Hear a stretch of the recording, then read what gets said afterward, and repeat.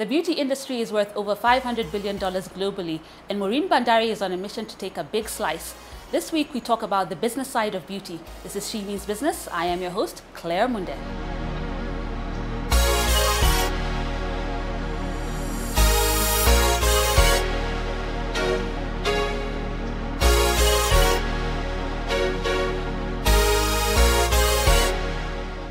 Hi, Maureen. Hi, how are you? I'm well, thanks. How are you? I'm fine.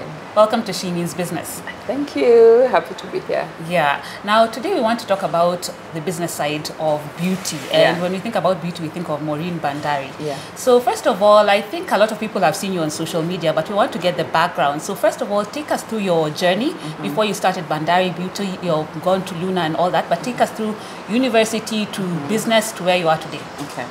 So I'm one of those people who went to school. I think most Kenyans anyway, you go to university, but then when you look at your career, it's probably not the same, it's not aligning, yeah? So I did biotechnology in KU kuna masomo. And upon graduation, I went into big pharma. So I worked for about 7 years in pharma, doing sales mostly. So while I was working, and I was working in Mombasa at that time, is when I started experimenting with makeup.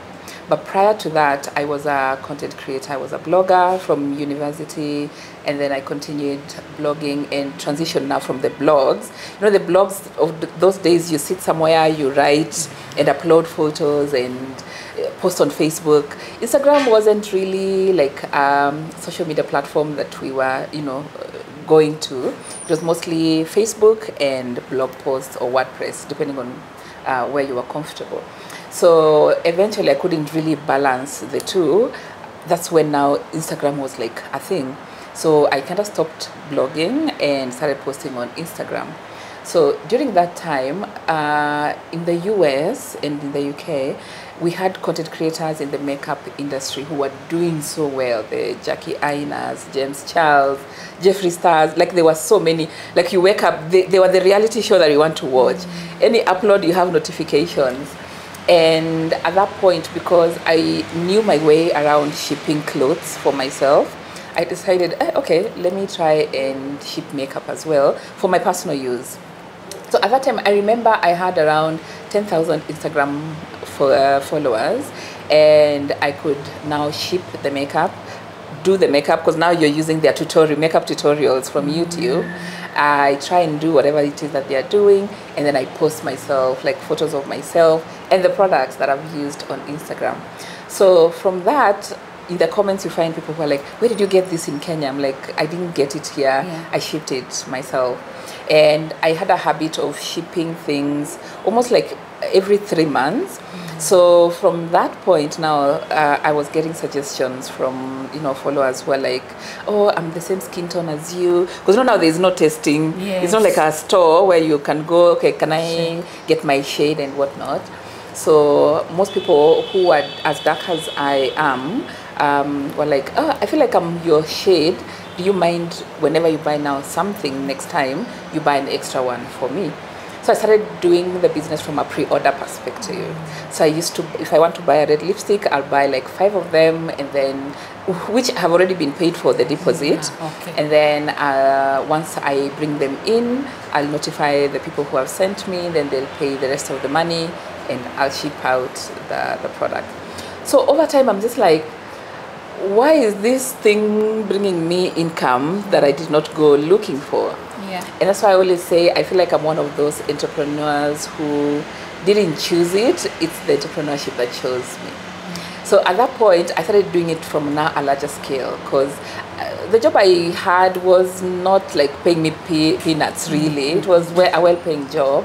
So I had a surplus, like amount of money to now kind of like invest in the business in a way that instead of you now sending me one item, by that time I think I had already kind of known what most people were looking for. So I now started imagining, okay, instead of me waiting for people to send me, and I already know they like red lipsticks, why not buy many red lipsticks, and then I come and tell them, if you need a red lipstick, I have one. So I did that. I think I invested almost like 300,000 the first time and got like premium brands. Like we were talking premium brands, not the usual, products here and there. Now, the moment my shipment landed is when I was just like, so how am I going to sell these things? Will I use my page? Like what's going to happen? So that's the point where I was just like, you know what, let me create a separate page on Instagram where I can sell these items while I remain with my personal brand page. So I went back and forth, okay, how should I name it? And then, if you're a corporate body, yes. Sometimes you don't want to expose yourself at the workplace. And I knew if I use my surname, literally it's like telling everybody, because it's different when, let's say, the business is called what? Give me a name. Any random name. Flowers. Yeah, Flower Cosmetics. Yeah. If I post about Flower Cosmetics, my colleagues might not know that belongs to me. Yeah. It could be just plugging you where I buy my things, Yes. But if it's called Bandari Beauty, I mean, honestly, we are no fools. Yeah. So I had to make that decision because at the end of the day, I could have leveraged on my personal brand to get trust. Because remember, those days, having an online business, people were a bit wishy-washy. They were like, hey, I don't know if I can trust an online business. Like, who are you? Where do you stay? Like, I can't walk to your store and hold you accountable in the event I get something that is not up to standard or something of the sort. So I knew, because I have at least 10,000 followers who trust me, if I use my name, they know they have someone they can easily come to and hold accountable in the event, let's say, they don't get their products or something of the sort. And I can leverage the followers I had at that time to help the business grow. So in a whim, I just decided, you know what, I'm just going to call it my surname. Whatever happens, happens. And I ended up now calling it Bandari Beauty, registered it, and started doing makeup. But along the way, then I ended up now introducing skincare, because I used to love skincare a lot. I was researching. All the pocket money my parents were giving me was going to skincare. I used to go to stores in the CBD. Yeah. Mimi, you cannot find me in a club, CG, where doing I don't know what.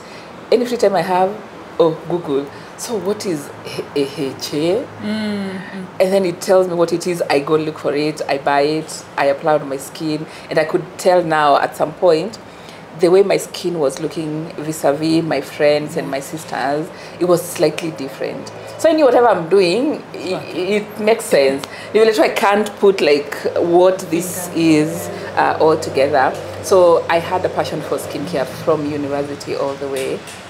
So along the way, then I decided, okay, let me introduce skincare into the kind of brand that I stock. And then now by the time COVID was coming in, I figured my calling is more towards skincare than it is makeup. Okay. So I literally dropped all the makeup and made Bandari Beauty what it is now. Okay, and as you're saying, your calling was more towards skincare. Was there some research towards it, or you just felt drawn to it and people followed? Because, business, what you like and what the market wants is totally different. Totally different. So how are you going about it? Like you said, the lipsticks, you saw red was in demand. Yeah. You went with it. But then now, business is something else. So how do you go about determining, I like this and I think my people will like this, and what the market wants is different. Yeah. And this is one of the business lessons I learned very early on. You don't, even if let's say you have a boutique, you don't sell what you feel like this is my style. Me, I like color, I love green. And now in your boutique, umetrakia green from beginning to end. It is usually what the customer or the consumer wants. So for me to make this transition, it was actually customer led. Because when it comes to lipsticks, for example, at that point, if you need a specific red lip, you see the way you have yours that is almost maroon, and today I just want a maroon lipstick. When you're coming to me as a vendor, you're very particular with what you want. I want a maroon matte red lipstick. If I don't have it, the convincing power is almost nil, because you'll rather go somewhere else, still looking for the same thing. Now, for me, I realized when it came to skincare, I had more information at that time compared to the people who were coming in. So they're like, how come your skin is like this? And then you're like, okay, I use this and this in the morning and this in the evening.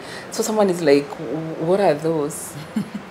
So I try to separate myself a little bit from my parents, but I feel like sometimes it's catching up. All my parents were teachers. And growing up, all of us, we just hated teaching. We were like, nobody's going to this teaching thing. Yeah. We want to be doctors, we want to be bankers, we want to be all of these things. Everything except lecturing people. But then I feel like teaching is also kind of like looking for me in a way, because now online what I used to do was to teach. I could come and tell you, okay, you want your pigmentation to disappear, this is what you can do. You can have skincare that does 1, 2, 3, 4, 5. And then you realize such kind of content was performing better than the one I'm telling you, oh, I have restocked a red lipstick, I have restocked, you know, a pink one and whatnot. And COVID is the one that made me realize, oh my God, I have something on my hands. Now, what I used to do was, I used to use my own WhatsApp, and because it's online, it's virtual, I can't see you, I don't have a store, I used to tell my clients, just send me a photo, I have a look. So I look at the photo, send me like your front, your sides, and then I look at the photo and determine what you might need, you know, to elevate your skin in that regard. So customers used to, my gallery, oh my God, my gallery used to have just strangers' photos in my gallery. And then now during COVID, because now people are working from home, now you see, you are working, you came looking well put together with makeup and whatever. If we were shooting in the house, chances are we will not even have this makeup on, So the corporate buddies, thank God for you guys, were going on Zoom calls and whatever. But now if you wear makeup and we are on lockdown, like, where are you going? Like, you'll get questions like, you are looking nice, where are you going? So most people are kind of like forced to show up as themselves, even in meetings and whatever. And I feel that's the first time really that most people came in contact with their skin from an authentic perspective of, you're looking at yourself in the mirror and you're wondering, oh my God, what is this spot doing here? Why am I feeling dry? What are these fine lines? Because remember, in Kenya, and especially in Nairobi, we are so busy. Like, you wake up, before you're multitasking, going to work, doing this and that, putting on makeup. So I feel like most women had never gotten a time where they are literally sitting with themselves and their skin, analyzing it from whether it's willingly or unwillingly, trying to figure out, my nails are looking a certain way, because you know, hustle culture, you're busy here and there. So with COVID, because COVID was the turnaround for my business completely, and it's what now made me want to drop the makeup and pick up skincare, because now the need for skincare solutions was just immense. Every day you wake up, nobody's asking you about a lipstick. Nobody's asking about an eyeshadow. Nobody's asking you about foundation. Everyone is like, oh my God, I feel like I'm starting to get fine lines. What should I do? So at that point, because I had taken time to learn, and now I knew more than the average person, and I was talking some of these brands, then I was just like, as I'm giving them solutions just easily and normally, I realized this is actually something that I can do for them. Because for me now, it was more of teaching. It was less of selling. In fact, almost all my skincare consultants that I've hired of late, even from the first one, it was never a sales job. Like, I'm giving you a job to come and talk to people, so we figure out their issue and give them solutions. So for me, it's in my mind, I always tell them, you're not coming to do a sales gig, you're coming to educate, and the outcome of that education is now what drives the business. Okay, now let's talk about, you said COVID was that transformation era for you, but now you moved from online to physical store, and we're in one of your stores, and you've expanded. So tell us what that looks like, because you know, sometimes people are like, you know, there are so many overheads that can come. You can be doing well, and then when you get the store, you're like, okay, did I expect this cost? And and you have quite an amount of space here. Even my camera, it was like, hey, you have a lot of space here. So we're just thinking, like, what does that look like? Because it can upset the balance sometimes if you have not calculated yourself properly. So how did you go about deciding? Now, the thing I like about Bandari Beauty, it has always been customer-led. Like, my next decision is always pushed by the customer. So remember I told you I used to get photos of customers in my gallery. Now you go to a point where my phone literally was like not my own, photos of so many people. If I'm looking for a phone for my child, I'm scrolling and scrolling and scrolling. But then I ended up getting a lot of Muslim women at some point. Now, when you look at a Muslim woman, this is a modern woman who is modest. You know, this thing of showing myself anyhow is not something that, you know, they are willing to do. So one of them one time asked me, so if I send you my photo, what do you do with it? I'm like, I don't do anything. Like once we are done, I can even delete it, you know. But sometimes I keep them for, you know, reviews. So when we're doing a review, we're able to see where did we come from, how far have we gone. But she was very uncomfortable. So she was like, so can we meet somewhere so that you just see my skin and then we can go back home and then continue chatting online.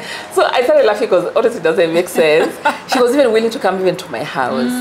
Now in my mind I'm like, hey? I know. What? In my house? Yeah. So that was the first one. Then the second one was also a Muslim girl who was like, hey, I'm uncomfortable sending you my photo, but I trust you to transform my skin. So it got to a point I'm just like, hey? How many customers am I missing out because they're uncomfortable to send me photos? Because for sure you don't know what someone is going to do with their photos and whatnot. And we are living in a social media. You might find it. You might find it in areas which does not represent you and your values. So immediately I started sharing my struggle with that with my friends. Now, one of my friends, Julie, had a store here in Greenhouse. My other friend, Nancy, had a store in Marsabit Plaza. They were like, then open a physical store because your clients are literally yearning to be seen physically because they don't even trust that the camera is translating what is going on their skin. So me, I'm just toying with the idea. I'm just like, hey, what? So I leave the house where I'm not like paying rent and whatever. Hey, how is that gonna? Because the good thing is I had done a Centonomy class for business, so they had already taught us how to take even a portion of the rent and take that as your expenses and Wi-Fi and electricity and water, you know, and whatnot. But still, even if I put that together, it was coming to like 25K in my balance sheet. So, hey, 25,000. Then I'm asking my friend, so in a mall, what is the rent looking like? Unaweza kuambia 100,000. Hey! And then so you're imagining, because I'm the one who is speaking to these customers online. If I go and have a physical store, I will need employees. Hey, my God. And then I pay them with what money? What if we don't sell? So those questions, you end up getting them. But then my friends were so instrumental in my move to physical because they're like, but we have had physical stores for years. Have we ever come to you to ask you for rent? I'm like, no, exactly. The least a business can do is just afford the bills. Whether it makes profit or not, that is something that you will do later with the marketing and whatever. But I can assure you it's able to service your employees in terms of payroll and the rent at least and utilities and whatever. So I took a leap of faith. They found me space here in Greenhouse. I came in. But you know, the funny thing is, when you're constructing a new space, is the way you put those 2 brown papers, you know, to cover whatever it is that you're doing inside. So we finished doing all the fittings, the shelves, we bought the products, put them on the shelves and everything. But I was so scared to talk to someone face to face. We operated for 2 weeks without removing that paper. Why? We were afraid. Of what? Because now, remember, we are moving from a point where I'm talking to you online. Yes. If you ask me a question that I don't know, I even have time to Google Basi and ask my dermatologist what is the answer to this complex question. If you give me a photo, hey, I don't know how to treat this one, I can send it to my dermatologist who can tell me, okay, now for this one, do this and this and this and this at that time before we get qualifications. Yes. But now if you come to me direct, and I don't know what to do, alafu, I was so scared. I was just like, oh my God, I'm not going to remove them. If you know me and you better look for me. If you come on my WhatsApp, I'll be like, oh yeah, now you can come physically to ABCD place. Now my friend came to visit me one time just to see, you know, how far now we are with opening and whatever. Yeah. She comes in, she's like, what? You are done? Because I didn't even tell them I'm done, because I knew if I tell them I'm People done, will come. yeah, they'll start now sending even their friends. Wow. She went and ripped up everything. She's like, welcome to physical store earnings. Yeah, I don't know what. Yes. Now you're in business. Let me tell you, we used to have a window. From the window, you could see the lift, the elevator. If someone steps out of that elevator, you're like, oh my God, I hope they're not coming here. Wow. Yeah. I hope they're not coming here. And this time you're paying rent. Yeah. Yeah. You don't want people to come. Yeah. Wow. Because now I'm afraid I've never done this yes, before. I know. So they keep coming. Oh my God. Wow. And when you see them entering your door, you're like, oh my God, I'm finished. Yeah. But then now, with time, you realize, as you're speaking to them, you actually know what you're doing. Yes. And you've been putting effort in training. You've been Yes. putting effort in training your team. I had one person at that time. No, I had two. At that time. They are well trained now. They can talk to people independently. If customers, let's say 3 of them come in, one can talk to another one like that. And then even for me, I was doing consultations. Yeah. And you realize 1 month has gone, you have tripled your sales. They're like, it's not that bad. Yeah. At the end of the day, it's not that bad. So Yeah. it's just now more of now putting structures into place, you know, so we can, because I was coming from a corporate perspective where structures and trainings is just the order of the day. Yes. So I think I carried a bit of that, not even a bit, a lot of that into the business from now. We need structure, we need proper accounting, because at that time I was just writing on a book somewhere. So now we need like QuickBooks, we need an external accountant to help and stuff like that. And yeah, we managed from that point to a point where we have managed to open more spaces. Wow, that's amazing. It's like self-sabotage, and that doesn't come across. You don't come across as somebody who would be doing that. I don't actually, for some reason, but I feel like the first time you're taking a step, it's very, very scary. It's actually very scary, especially moving from an online platform to a physical platform. And then you know you're coming into a place where there are people who have been doing this for ages. Okay. So you start definitely questioning yourself, oh, will I be able to manage? But the rent was giving me sleepless nights. The day we sold to a point where I knew we can cater to the rent, it's when I started relaxing. Because I'm just like, this is crazy. So before that, had you built up some emergency fund or something? Like, what is emergency? How do you know what an emergency fund is? I mean, if you're going to be paying that rent, talk about the 100K and whatnot. We just, we entered with faith. With faith. Yes, definitely. So what would you say are some of the lessons you've learned, some of the ways you burnt your fingers throughout the journey? Now you're okay and everything, but give me like 2 lessons you learned. You'll never be okay. Yeah, you learn on the go every day. Because you know, every time you grow, the challenges you were facing when you were smaller, they are child's play. Like you can advise somebody else about it. But the moment you move to the next category, now you meet the problems of that category. New levels, new devils. New levels. Let's say, for example, now when you have 1 employee or 2, if they are fighting here and there, you're like, okay, you guys, actually, what was your point? And you ask, you guys are like family, can you kiss and make up? Now when you're having 25, honestly, that becomes a HR thing. I cannot manage now to figure out these 3 are fighting with these 10. It becomes, so every category ends up having its own challenges. But I can say accounting. Like your accounts, from the day you just register a business like this. And I know in the beginning it's even hard to have like an independent accountant, but you can always have the free apps that are able to do like POS things and looking at your inventory and stuff like that. So accounting is so important, because even by the time you're hiring an accountant who is now full-time, they need data to figure out, okay, what have you been doing up to my arrival for me to be able to help you take the business to the next stage? And most people, you find that is the time you're selling today 100,000. You imagine you have 100,000. You don't. That is money for the business. So most people, you find them eating stock, as we say. And one of the mistakes, which luckily for me, didn't affect me to a greater extent was the fact that most CEOs or most business owners don't pay themselves. So even me, I'm on a salary. After me, I wait for end month like everybody else. Like everybody else. I'm telling you, what date is today? Because at the end of the day, when you don't do that, then you will never separate money for yourself and money for the business.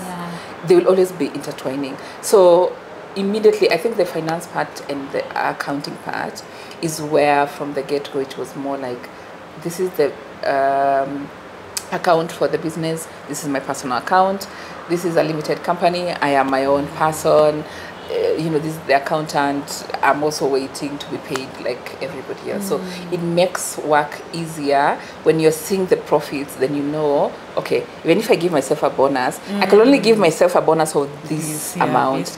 Otherwise, when the money is just there and it's for buying products, hey, my friend, and sometimes can actually be very tempting if you're not disciplined, and especially the more you grow and now you're dealing with millions here and there, it can be a bit tempting. So having that discipline to separate and having a team that is now able to, especially now from an accounting perspective, that is able to give you perspective of things and how much of that is supposed to be plowed back into the business. I think that's the best thing you can do for yourself. So get your accounting right from the get-go, and immediately get a bank account. Because most people end up having a till number or a pay bill, and then they want to operate from that angle only. Absolutely. So when you want even a facility from the bank, we don't know you. So it becomes a bit tricky. Okay, now let's talk about branding. You talked about, you started and you're like, let's just go with the Bandari Beauty, we go with it. But when we think of Bandari Beauty, it's Bandari. So how have you used or leveraged social media to take you to where you are, and how significant are the amount of sales from your social media following as Maureen versus any other platform? Because you're big on social. By the way, even before we started this interview, you were telling me about some TikTok thing. So you're big on. She does not know trends. I don't know trends. So how have you leveraged on it, and is it very useful for building your brands? Of course. I feel like by the time I was coming into the industry, most of the people who were operating at that time were very big on brick and mortar. They had already set up, physical stores. They knew how to run a physical store from beginning to end. Now, the only advantage that I had as of that time was, creating content. For a very long time, we used to blog, and we used to blog from a point where we feel this is just a hobby, But without knowing, when you're blogging, you're literally creating a community, unknowingly. Like, it's not at the back of your mind, but you do have a group of people who like what you talk about, what you post, and whatnot.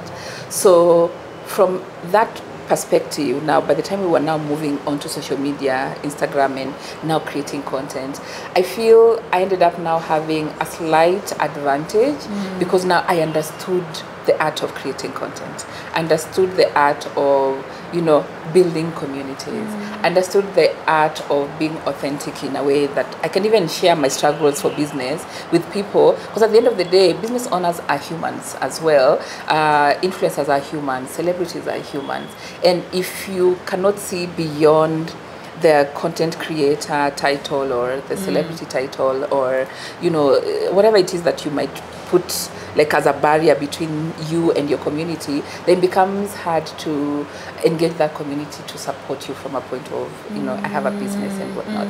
So because I was constantly growing online by creating content, by the time I'm telling them, by the way guys, I have a business and this is what I do and whatnot, I feel there's that sense of, and I don't know whether this happens even to you, where you feel like, oh, I feel like I'm supporting my friends. Or they have made you now see something that you did not really think about or care about. Because now for us, if you are creating content every day, showing you this, I've woken up, this is what I'm eating, this is what I'm wearing, this is where I'm going, this is who I'm talking to. In there, I'll also show you this is what I'm doing from a business perspective. Now, I'm making you know something that you did not know. But now, when you look at social media, at that time and now it kept growing. So you're growing with the social media platforms, and as you grow, obviously you're understanding it even more. And when you look at people who are watching TV now, still there are so many, but people are always on their phone. Yes. Whether it's your lunch break, sometimes you would rather even forgo the lunch break, but now update yourself on Facebook, what are people doing, on Instagram, what are people doing.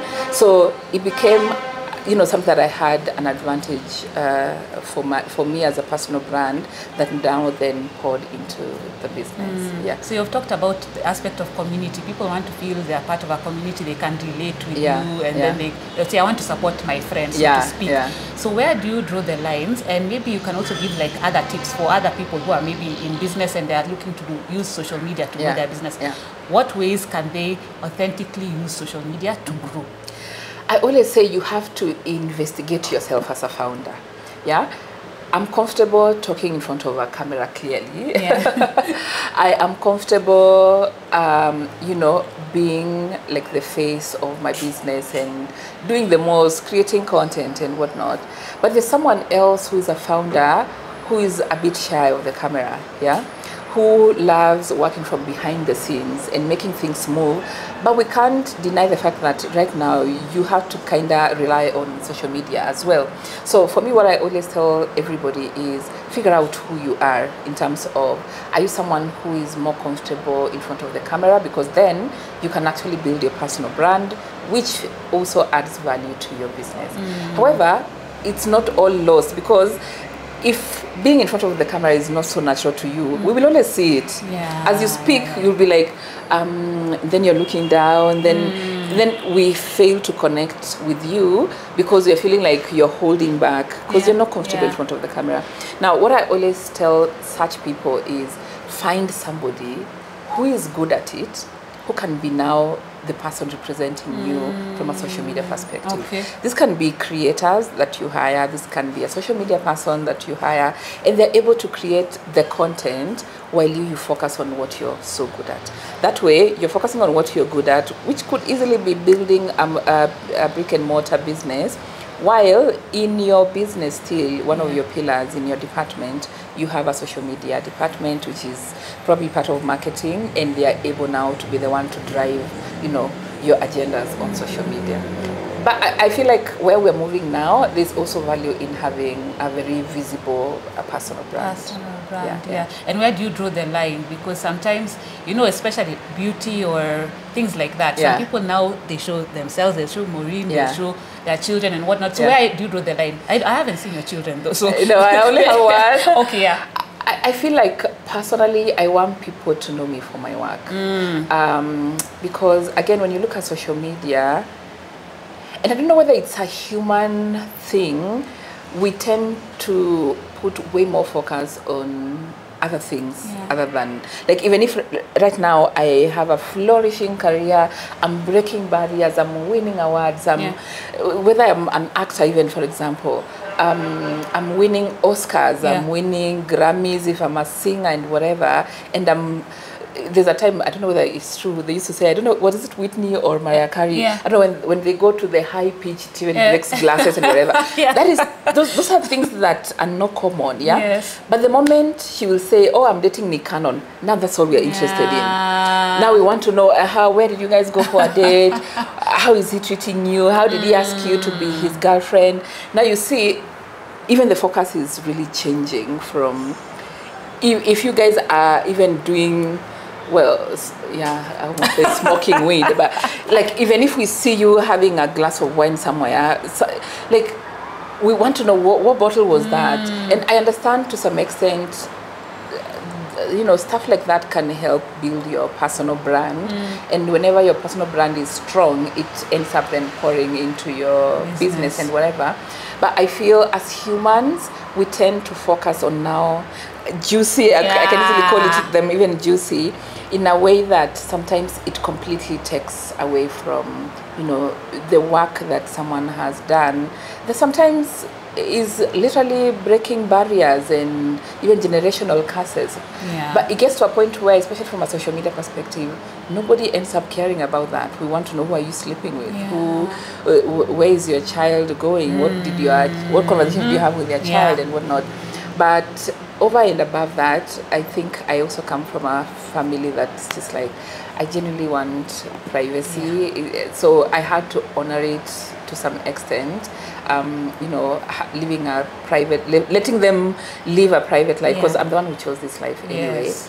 But I feel also there is that scenario that occurs where now whatever you're trying to, even show other women that it is actually possible to build something from scratch and bring it to a level where it's admirable, but we will not care about that. We'll be worried about who you're sleeping with, which is very interesting sometimes. And it can be distracting, especially if now, like, let's say there's something like a scandal or something like that. It can be distracting you from the goal that you want to achieve. Now that we're talking about family, can we talk about work-life integration or harmony or all that? How do you go about it? Because, as a business person, it's very demanding growing a business. Yes. And then there's also family that requires your time and all that. So how do you go about those two?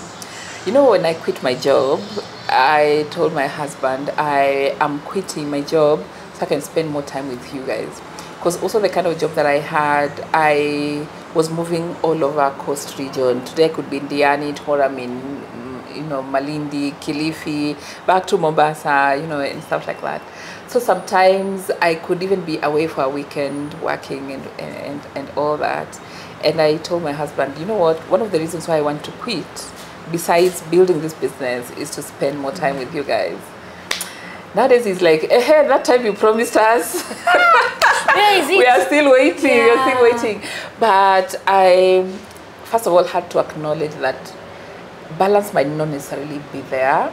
So what how I look at it from a weekly perspective. Yeah. So right now I'm here talking to you in this interview at my workplace. So I'm working. So I might not necessarily be there for my child to be her mom. I'm not there to be anybody's wife. I might actually get home late and my husband has to cover for me from a point of doing homework also, or taking her to bed, and then tomorrow it might be me and whatnot. So for me, how I try and look at it is from a weekly perspective. At the end of the week, have I offered myself in terms of time and availability to my family? Probably yes. On weekends, nowadays I usually don't like going anywhere on weekends. You'll probably find me in the house, just doing one or two things with my daughter. We are going out on Sunday. She can play with her friends. I'm hanging out with my husband. We are doing church things, going to church and all of that. So I will have given myself from even a family perspective. During the week, have I actually physically been at work, impacting my employees in one way or another? Probably yes. As a person, have I had some minutes there in the week where I can just read a book or go to the spa or just relax with my thoughts and just cater to myself? The answer would probably be yes. But if I look at it from a daily perspective, I will not balance. I know balance because sometimes you have to travel for work, and now you have literally left your work and delegated stuff. You're leaving your family to manage by themselves while you seek other things that can grow the business. So I try as much as possible to ensure at the end of the week, if I'm to look back, have I poured into all these categories? Then the answer now becomes yes. But I moved away from putting a lot of pressure on myself, where I'm just like, oh my God, today I've forgotten my daughter's homework. It is okay, today I've forgotten, but tomorrow I'll not forget. So I had to be slightly go easy on myself as well. But I also have a very supportive partner, and I have very supportive friends and family. So I feel like as an entrepreneur who is rising, you can't really do it by yourself. You need the support system. Also, a support system that understands that the work can actually take you away from them sometimes. Now that we're talking about travel and all that, being on social media and everything, there's all these things, and I've looked at your page, you travel a lot and all that, but there's also comments that come with that, and that comes with the territory. So speak about this abundance mentality, because there's been so much of it, and you cannot complete this before talking about that, and you've spoken about it. Speak to us about that. There was a time, there was this trend going on, and we also talked about it with Murugi when we had her on, when people start projecting their own things, like you say, I spend, I don't know, 40K on maintenance every month, and someone is like, why would you do that? Speak about that abundance mentality, especially for business people who sometimes feel like, oh, I can't do this. You know, when you look at and Murugi and I are similar in so many ways. We even talked about it at some point, whereby when the moment you think, have you ever thought about something and then it happens, then you're like, why is it feeling like deja vu? It's just because you're putting out the energy into space that, you know, now I'm ready for ABCD. And for me, I have been in this space where I have seen myself make money. I have seen myself lose money easily. Like, you wake up, today it's gone, tomorrow you're making it. And for sure, I've never had a godfather to help me even finance a business. I have literally, as you see my businesses as they are right now, it is me and God, and small the bank, thank you very much. But it is me constantly figuring out things. And you realize, as I mentioned, sometimes the higher you go, the more complex the issues become. Now, one of the things that comes with is resilience. You're able to know, you know, at the very least, I will not sleep hungry, because I have known how to maneuver through life in a way that, at the very least, I can manage to hustle in a way that I can make my breakfast, I can afford to have some lunch, and I can afford to have a place to sleep. Now, the thing about abundance mentality I've come to realize is, when you sit somewhere and you are trying to put the abundance mentality into you, it never comes. What ideally happens is you have dreams and aspirations. Even me, I genuinely believe and imagine that at some point I'll be able to bring Bandari Beauty closer to as many people as possible. So what does that mean? It means probably having several branches across the country. I don't know how I'm going to do it, but I know for a fact, and it's not far, like I can feel it in my spirit, I have already put it in my mind that at some point, Bandari Beauty will be in Mombasa, in Kisumu, in Eldoret, in Nakuru, several branches in Nairobi. Do I have the money to do it? Of course not. Do I actually know and believe that it's going to happen? Of course, yes. So the abundance mentality just comes from scenarios like those. Because the moment now you have opened your mind to accept stuff like that, that is when you start now meeting someone. And in the conversation, someone is like, have you ever had an investor in your business before? Then you find yourself saying yes because of the initial goal that you had in your mind, where you're like, you know what, I would want to see Bandari Beauty closer to the people as much as possible. But if you don't think it, there is no place where you'll get an investor and have even a conversation like that. In fact, you will not take yourself to spaces where such people can exist, because it's not in your plans. It's not something that you think about. So it starts with your thoughts, and then now when you're looking at it from a point of maintenance, honestly, even my own message is always, don't maintain yourself the way I maintain myself. But maintenance is important because at the end of the day, you want to show up as the best version of you. If that looks like spending 5,000 to maintain yourself, then so be it. If that looks like 100,000 for someone else, then there's someone else who, I remember there's this trend I used to, I don't know whether those pedicures still exist. You put your feet in that pedicure basin, and then there's some small fish that eats your colors away. I don't know whether that still exists, but that's pedicure is not necessarily the cheapest compared to someone actually scrubbing off the colors. Now, if I have someone else who feels like now that is what entertains them and, you know, makes them relax and release energy and whatever, then that is fine. She will have had a pedicure at the end of the day. If yours is to go to the market and have someone, you know, do it, then it's fine. If someone goes to a spa, it is fine. If someone goes to a luxury spa, where at the end of the day, all of us have white toenails with scrubbed feet, but we spent differently and had different experiences. It's actually okay. The whole point is we don't have to look like our problems at the end of the day. If I genuinely feel like I have worked hard and I want to thank myself now in a way that, okay, now I think I don't mind buying that 10,000 serum, then I genuinely don't see the problem. Because when you look at something like confidence in general, it stems from how you feel about yourself, how you feel your peers feel about yourself or look at you. And if all those answers are not, I'm confident, if you can do something about it, then well and good.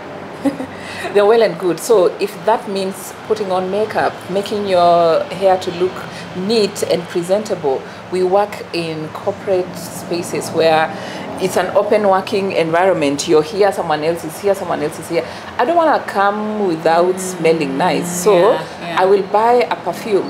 Now, the kind of perfume I will buy will now just is what separates, if you want 100 bob perfume, another one wants 5,000, another one wants to spend 50,000 shillings. At the end of the day, you work for the money and you have to let the money also work for you.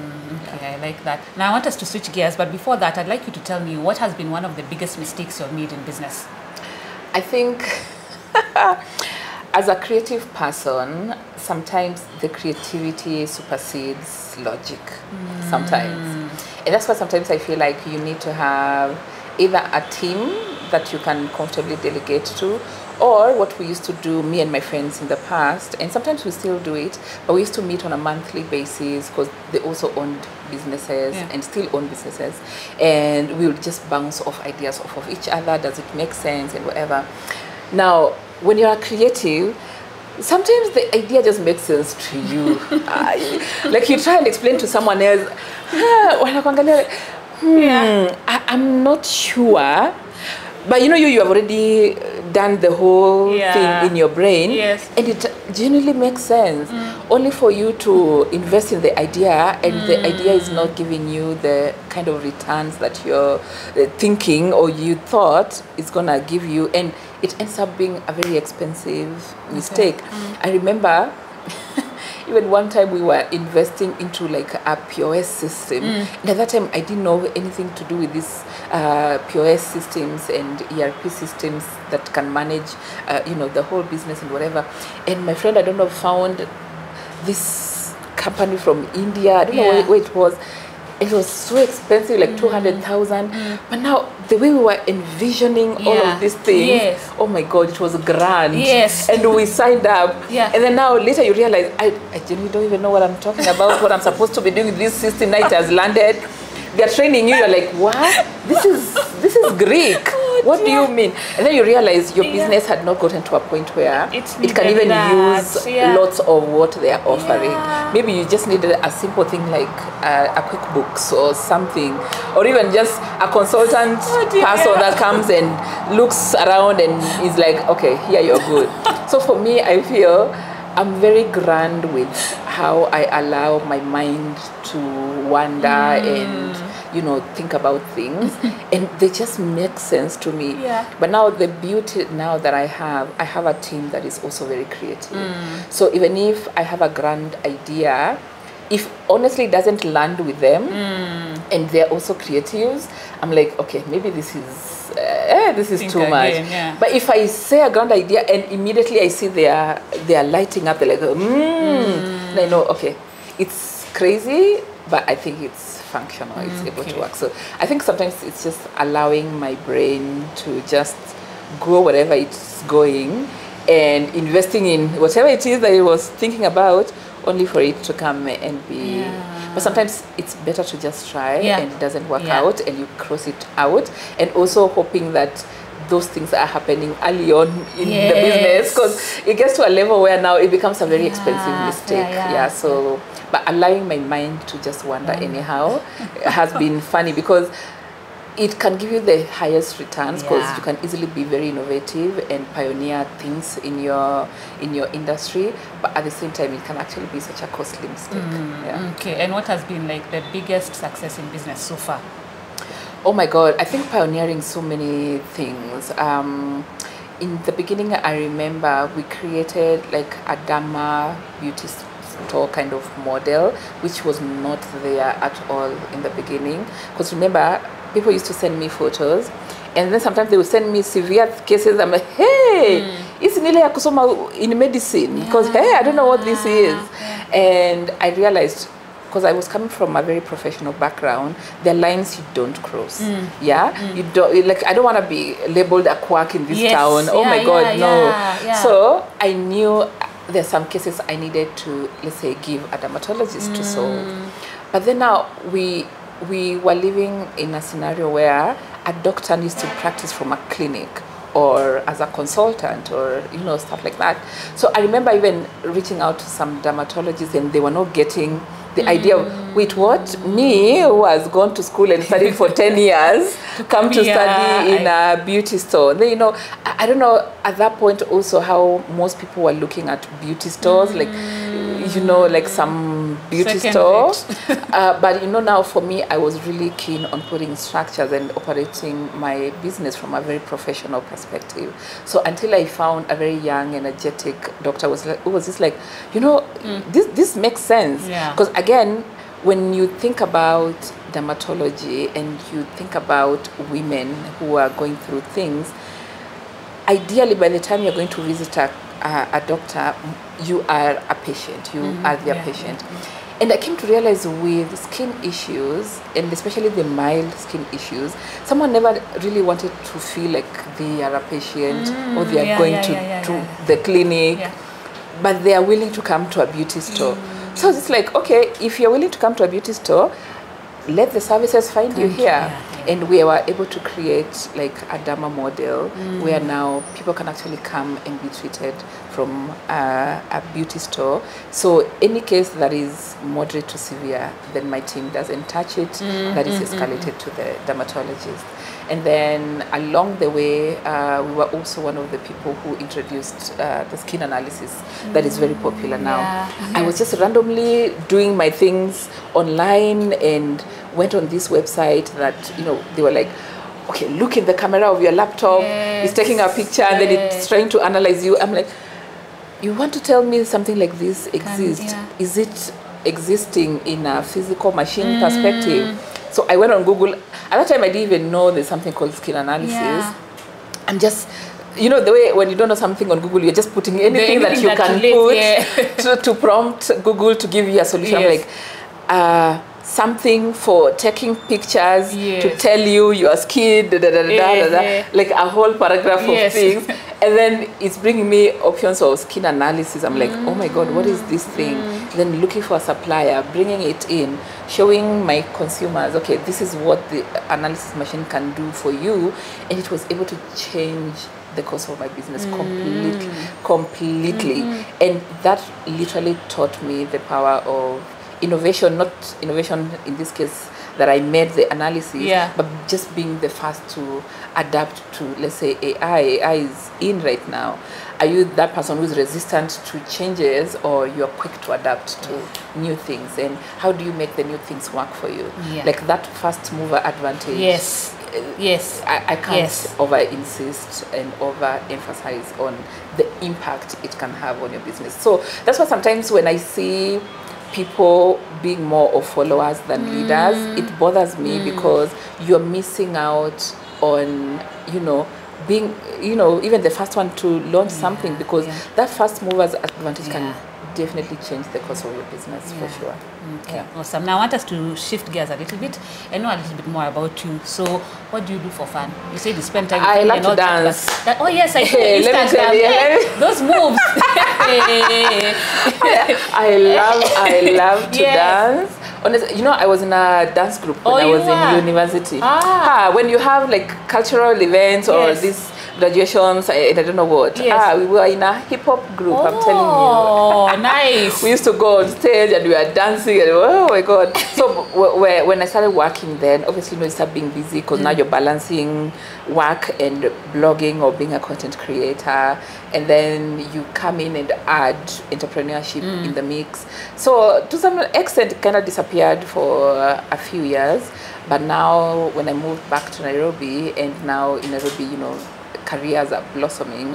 Like you can easily get now like a choreographer and whatnot. So dancing, oh my god, I love dancing.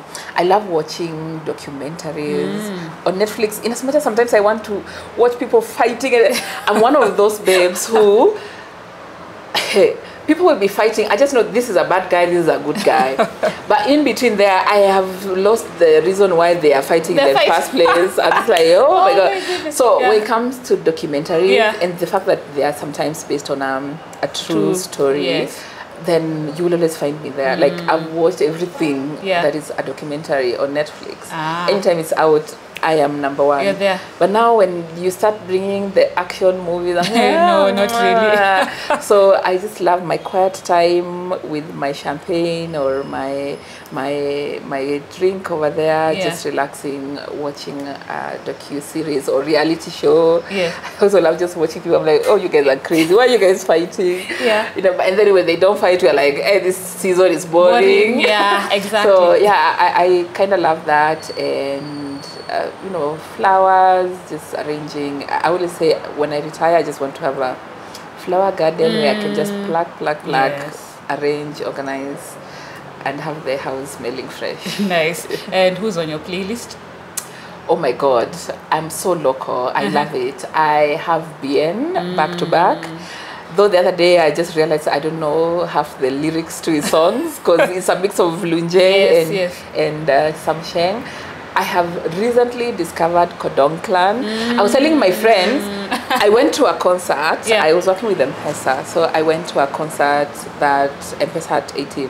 So Kodong Clan was like the artist, artist of the show, of the night. We waited for them. Hey, they came as G1. So I'm just like, first of all, I did not know that they were a group like that. I just knew them individually. I had heard of Kodong Clan-ish, but now I wasn't like so keen to know, okay, what is this thing until that event. I'm just like, these are men singing because they were not, it was not that thing of DJ track number 3. Literally they have their band, they are singing. And I went downloaded the albums, all of it, all of them individually. Because remember, it's like a group of guys. Ben Sol is there. I also love Ben Sol. I love Okelo Max. Because Juang, I discovered him that night. I'm even embarrassed to say, please cut this part, because he also sings so well. Luya Beat, who I also realized is charisma. I did not know it's the same. Luya Hit, you know. But now after that, I went downloaded the whole album. And then individually their music. So I'm listening to a lot of local talent. I would say the Kodong Clan people. Benso, Kelomax, Bien, Chimano staff, Savara, Love Polycarp. Like literally the Sauti Soul guys, but even from an individual perspective. I love Calligraph John. Half the time I don't know what he's saying, but I love his music.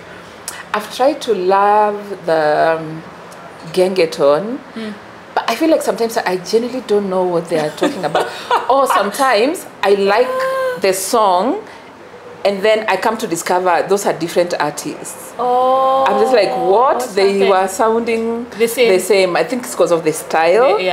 Now I came to later realize apparently it's the style, and then now each artist. I was very taken aback, but I love this girl called Bridget Blue, Nikita. I'm just a Kenyan music consumer. Let's just say, Okay, and what are you currently reading? Atomic Habits. I know. If someone is watching this, the reason I'm saying that is because I've been reading that book since January. Are you really doing the Atomic Habits? Oh my god. I left like some 2 chapters in the end. So technically I've finished. And I already got the 5 a.m. club. I'm yet to start on that. I have like 4 books in my office, which my friend Nancy is really trying to put me onto the reading club, book club of things. She even bought me some markers so that when you see a nice point, you're just marking. I used to love reading, but I don't know what happened in between there. But podcasts, I listen to podcasts like, Becoming CEO and sometimes even, no more real life scenarios. I love listening to that. But books, I'm really trying to get into that this year by reading slowly. I said, for me, honestly, I don't want pressure with life.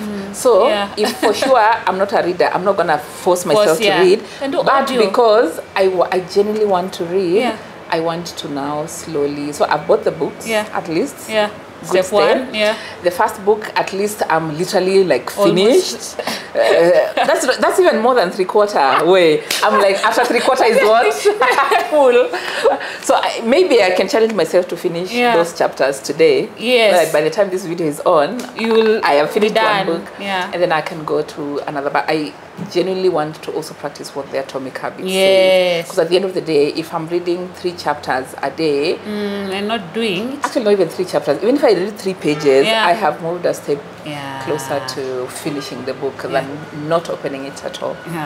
Okay, we're about to wrap up, but before that, what does success mean to you?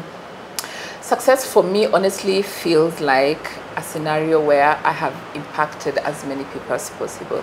And impact in this case could be from a customer perspective, because when you're in my business, that's when you really get to know the impact things like acne have on people.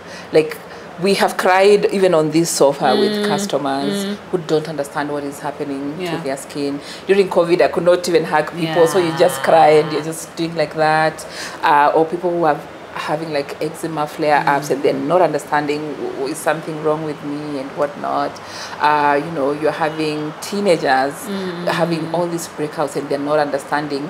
In as much as it's a rite of passage to some extent, the hormones are all over the place during puberty, but that's the time where you care what your peer is thinking about you. That's the time when you're discovering boys, or if you're a boy, you're discovering girls, and some of these things can actually impact how you show up as a person. So if I'm able to impact as many people, that is what success looks like to me. And also even from my own employees' perspective, them growing. Because I always tell them, please never embarrass me out there. If you ever work for me and you leave, let someone actually see the work we have done internally on you as you walk around. So I always tell them, please never embarrass me out there where someone's like, you work for Bandari? Interesting. Because now you are not matching the impact that we are trying, to put in place. So I'll be lying if I also don't include generational wealth. Because I genuinely feel like the reason why most of us work, obviously, it's because either we love our careers or, we want to be able to provide for our families. But also at the same time, I don't want my child to start from scratch. By the time they're getting to our age, now figuring out life, hey, where do I start from? So also generational wealth for me is something that is keeping me up at night. It will definitely make me sit back and also be like, okay, I do think that I've been successful from a point of advancing my family, financially also, from a point of giving my daughter opportunities when her time is right. But I would say the biggest one is definitely impact. Awesome. Now as we wrap up, I'd like you to look at the camera and speak to that woman who is starting out a business, whether it's in beauty or something else. What's that one piece of advice that you would give them on how to really have staying power? I think one of the things that I've come to realize, especially when I get to talk to so many women, is looking at a certain industry and feeling like, oh my God, it's so saturated. I don't know whether I should do that thing as well. But at the end of the day, it may look like it's saturated, but it doesn't have you in that saturation. And sometimes we look at saturation in a very funny way, because I'm in the beauty industry or the cosmetic industry, but I could be doing something totally different from someone who is selling high-end perfumes, which can also be in the beauty industry. It's also totally different from someone who is selling, you know, the soaps. They are also doing skincare, but totally different. Someone can be in skincare, for example, but doing organic skincare, which is not something that I'm doing.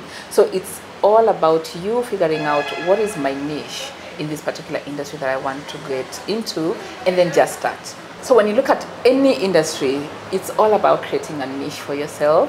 And from my story, honestly, when I went especially into physical stores, I was so scared. I was so scared of removing that, you know, paper in a way that can expose me to the customers. But removing that paper also, you know, made me face the opportunities that come with having a physical store. So fear might be there, but when you allow it to grip you, then you are the one who is stopping yourself from achieving the best that you can achieve in the niche that you have created for yourself. Awesome, awesome. You've heard it from Maureen Bandari. Remove that paper, know which niche that you can contribute to, and just go for it. This has been She Means Business. I have been your host, Claire Munde. Until next time, have a good one. Bye-bye.